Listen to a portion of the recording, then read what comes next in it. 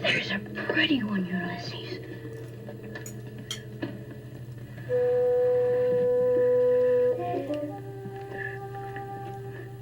There it is. Hello BookTube, I'm Sean the Book Maniac. Welcome back to my channel. Here I am with some thoughts. I don't think this is a well thought out review. It's more like a hot take, but I want to talk about Arundhati Roy's debut novel from 1997, The God of Small Things, which I finished earlier today. I came at it backwards in that I started a couple of years ago with her 2017 novel, her second novel, The Ministry of Utmost Happiness, which I loved, despite seeing that there were flaws in the structure and that it didn't quite work as a novel. I still loved it in a 5-star way. Let me start by saying that this novel, The God of Small Things, did not go well for me, and for many of you out there who have read it, you loved it. A sizable handful of you, it's your favorite novel in the world. I would suggest that this may not be a review that you will enjoy watching, although I will try to be fair and balanced. I do have a tendency to get ranty, and I'm certainly feeling ranty about the things that I didn't like.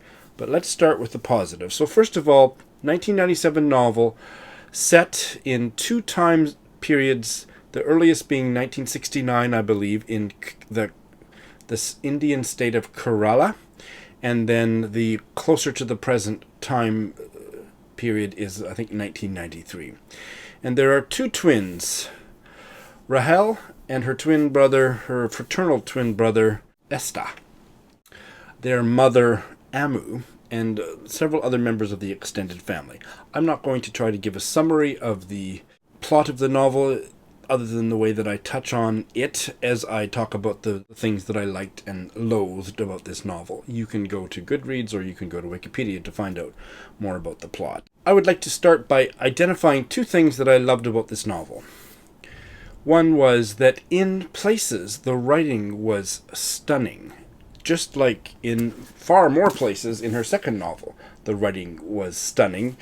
I do Sunday sentences almost every Sunday where I post my favorite sentences that I've encountered in my reading each week, and in 2 weeks running I have posted sentences from The God of Small Thing, and there are many, a dozen, maybe a few dozen sentences or paragraphs that I thought were just amazing, and Arundhati Roy is a great writer.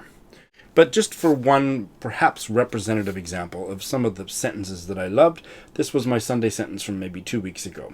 "There goes a jazz tune," Larry McCaslin thought to himself, and followed her into a bookshop, where neither of them looked at books. There's several like that. The other thing that I loved, and what I love about modern Indian fiction as in general, and what I loved even more because there was a lot more of it in Roy's second novel, The Ministry of Utmost Happiness, is that there is so much rich backdrop about the politics and culture of India, especially as it manifests itself locally within the Kerala state, which is Arundhati Roy's home state. The way she situates her characters within that context in a way that just feels like, oh, I can visualize these people in history. 1969 or 1993. She does that masterfully. Those are the 2 things that I loved. Now for the slightly longer list of fatal flaws. 3 things that I hated.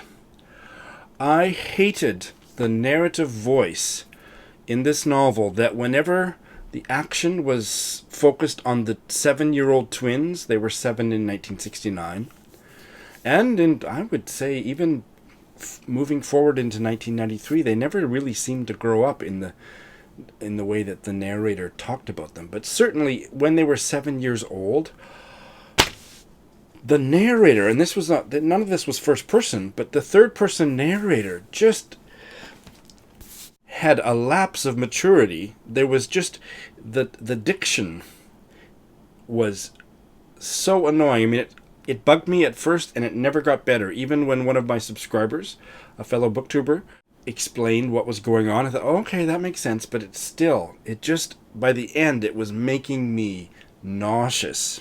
2 main things about that. One was that Compound nouns or adjective-noun combinations were squished together as one word.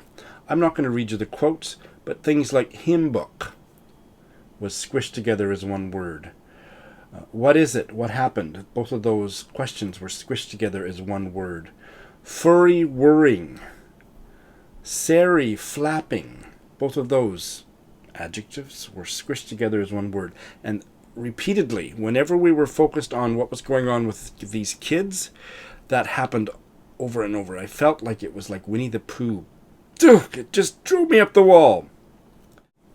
And another one that I'll just put on, I'm not going to read it, I'll just put it on the screen while I'm talking. I'm losing my voice tonight, so I'm not going to do too much more talking than is absolutely necessary, is that things were capitalized the way people used to weirdly capitalize common nouns in the 18th century or the 17th century, and that was meant to convey some kind of a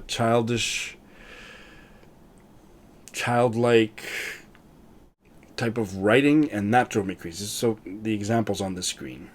And if you see also in that example, Esta, the boy twin, he was wearing an Elvis puff, and he was referred to in some kind of Elvis description for the rest of the novel, and it drove me crazy. It was just like repeated and repeated, and that leads me to the second thing that I loathed about this novel, is other writerly tics that were repeated so often that I just wanted to kill myself. One was a phrase, a blank-shaped hole in the universe. And again, I'm not going to put the stuff on the screen, but there was a Joe-shaped hole in the universe. And then there was an Esta-shaped hole in the universe. And then an elephant-shaped hole in the universe. And then a school teacher-shaped hole in the universe. Stop! And that just went, it was just so overdone that I just came to see it as an Arundhati Roy tic that somebody told her was cute and she couldn't stop doing it. Stop doing it! There was another one which my buddy reader, Maggie, pointed out to me, but it did bug me too. The kids heard this phrase, locus standi, which meant legal standing to participate in a lawsuit or to be considered an heir or a partner in a business. You don't have any legal standing, you're done. And the Latin phrase is locus standi. And the narrator kept calling it locusts stand I. I'll just put the text there. And it was repeated 1,000 freaking times. It was so annoying. I don't remember anything in the prose of Utmost Happiness that annoyed me. And just there were so many tics like that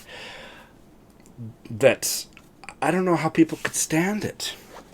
But the one that ruined the novel, my final fatal flaw, the chronology of this story is scattered and convoluted, and I don't think that I would fault Arundhati Roy in particular for the way that the chronology was broken and structured.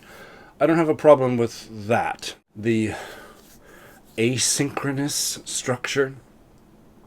But what ruined this novel and made it an awful reading experience, one of the worst books I've read this year, that made it a 1-star read for me.